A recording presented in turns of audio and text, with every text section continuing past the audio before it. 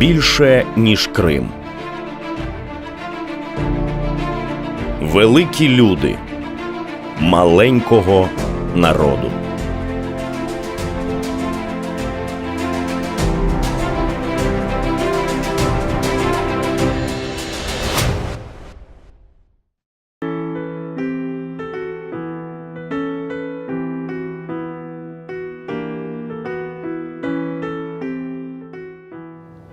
Точно так же, как дом без фундамента не стоит, точно так же любая национальная культура без знания основ, она невозможна. Вот. Она не будет национальная. Вот. А я себе не мог такой роскоши позволить. Все-таки я хочу быть национальным художником, национальным композитором. Джеміль Каріков останні декілька років живе у Києві.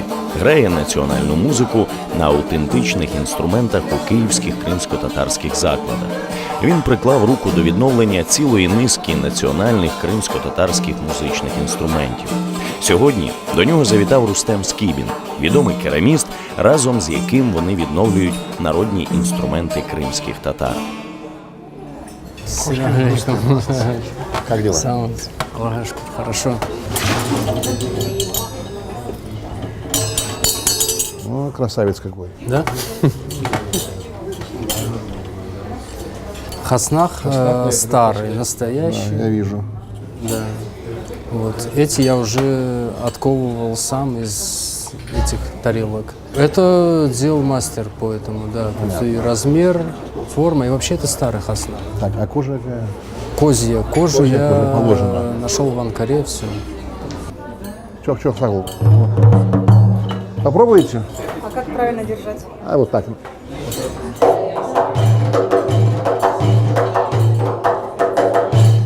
Вот так намного лучше. Да. Очень аккуратная работа, Рустем, поздравляю. Ну что, опробуем инструмент, да, Вы этот? тогда оставляйте, да, поиграйте пару дней. И... Созвонимся. Да, сагул. Чох, сагул. Чох, сагул. Да, я хотел вам представить свою дочь Карикова Мелек.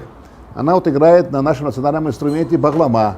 Баглама с коротким грифом. У меня в руках баглама с длинным грифом, это баглама с коротким грифом. Мы сейчас сыграем небольшой попурри из крымско-татарских песен. Завдяки Джемілю Карікову було повернуто з небуття велику кількість майже забутих народних пісень. Все почалося після того, як Джеміль Каріков закінчив консерваторію в Узбекистані. Там він народився і там жили його батьки – кримські татари, репресовані радянською владою.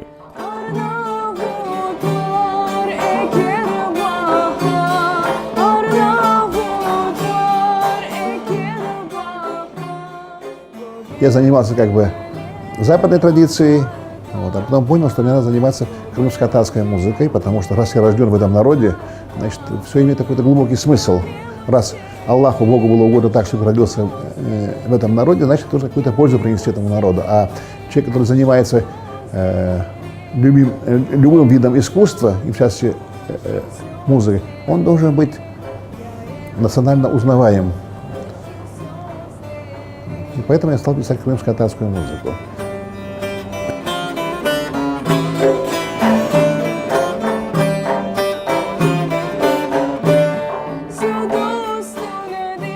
Знаете, сейчас есть всевозможные синтезаторы, там, сэмплеры и так далее. И то же самое, что иметь шикарный автомобиль, предположим, и прокатиться на автомобиле. И то же самое можно там на лошади, очень красивой. Да? Другие ощущения совершенно. Это как, знаете, пить воду из чистого горного источника. Вот, и купить просто газировку. Все почалося із мандрівки в Туреччину. Свій перший національний інструмент – саз або баглама Джеміль Каріков знайшов саме там. В Анталии это случилось, я как-то пришел, ну, во-первых, эта музыка звучала везде, потом я как-то пришел в один из музыкальных магазинов, я уже знал, что я хочу себе купить. Это инструмент называется баглама, или просто в народе еще называют его саз. Вот. Я увидел несколько сазов, попробовал, как потом выяснилось, это со мной сыграло злую шутку, это просто был какой-то туристический вариант. То есть этот инструмент можно было просто повесить на стенку и любоваться им. Если брать крымско-татарскую музыку ханского периода и турецкую классическую музыку, они совершенно идентичны.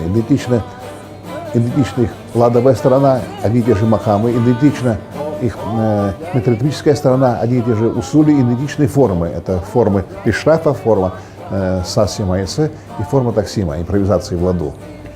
Поэтому видите, насколько это близко все.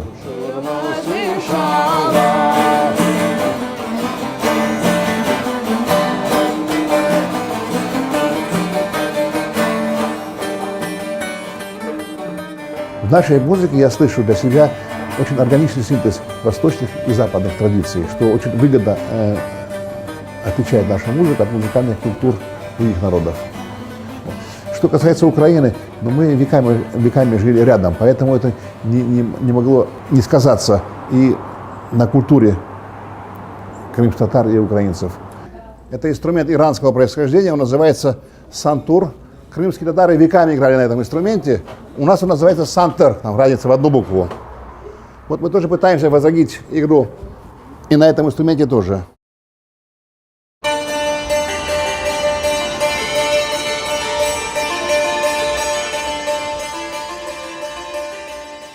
Вы знаете, композиторов это же вообще редкая очень профессия, да?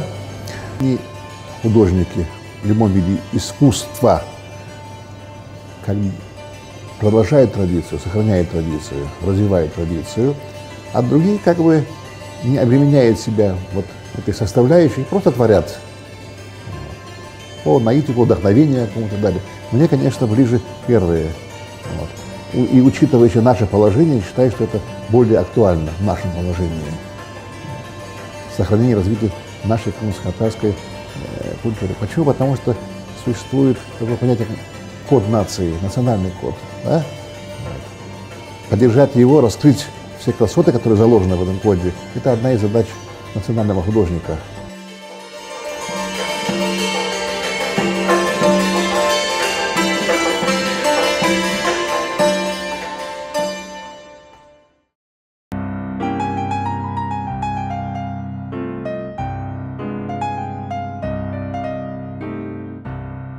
Джеміль Каріков працював музичним керівником ансамблю «Хайтарма» та головним диригентом Кримсько-татарського драматичного театру. Обіймав посаду музичного редактора ДТРК «Крим».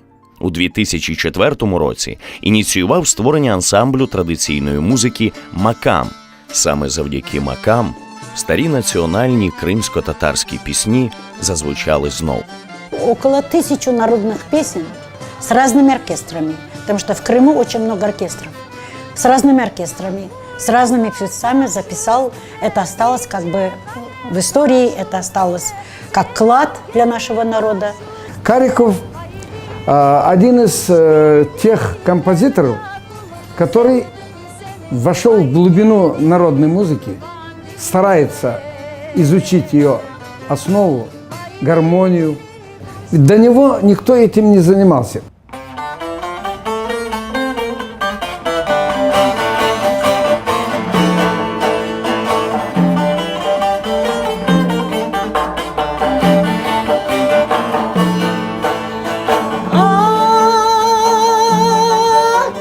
O gözleri yaktı beni, bir görüşte sevdim seni. O gözlerin yaktı beni, bir görüşte sevdim seni. Seni gördüm, seni sevdim, gül gibi sarardım, soldum. Reddetmeye bırakma beni. Где сохранилась крымско-татарская музыка? Понятно, что не было ни ансамбля, ни радио, ни тем более телевидения. Наша музыка звучала в основном на торжествах, на свадьбах, на днях рождения, потом на праздниках национальных. Вот. И были музыканты, которые исполняли эту музыку. И вот так вот как бы передавали из уст в уста. Почему, собственно говоря, остается тот или иной фольклорный образец? Значит, почему народ своей мудрости оставляет что-то? Значит, здесь есть, прежде всего, огромный заряд энергии положительной. Да? Иначе бы все это кануло бы в лету.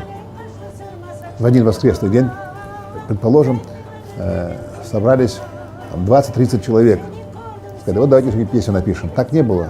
Естественно, за каждой песней или за инструментальным наигрышем стояли анонимные авторы. Вот. История в подавляющем большинстве случаев не сохранила для нас имена этих создателей, но самое главное, остались их творения.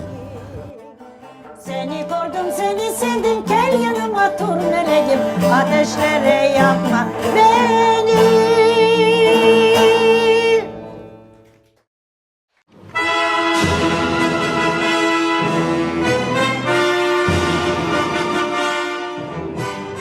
Гімн кримських татар «Ант еткенмен», що в перекладі означає «я поклявся», був заборонений в СРСР до часів перебудови, коли кримські татари почали повертатися в Крим. Саме завдяки Карікову у 2016 році зі сцени Київської опери зазвучала академічна версія гімну.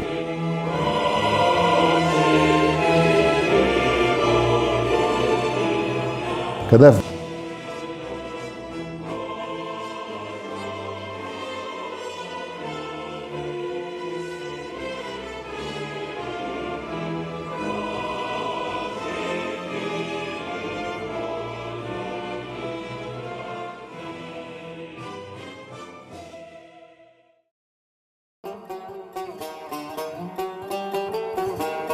в моем родном городе, родном по отцовской линии, отец у меня родился в Симферополе или в Ахмечите, да, есть 5 музыкальных школ. И ни в одной из этих школ предметов, связанных так или иначе с крымско-татарской музыкой, их нет. Я думаю, что это вопрос будущего. Мы вернемся в свободный Крым уже, в Крым в составе Украины, а мы живем надеждой, крымские татары. Вот мы волей судеб оказались здесь, в Киеве, да? Вот. Но мы живем верой, что мы вернемся на свою родину.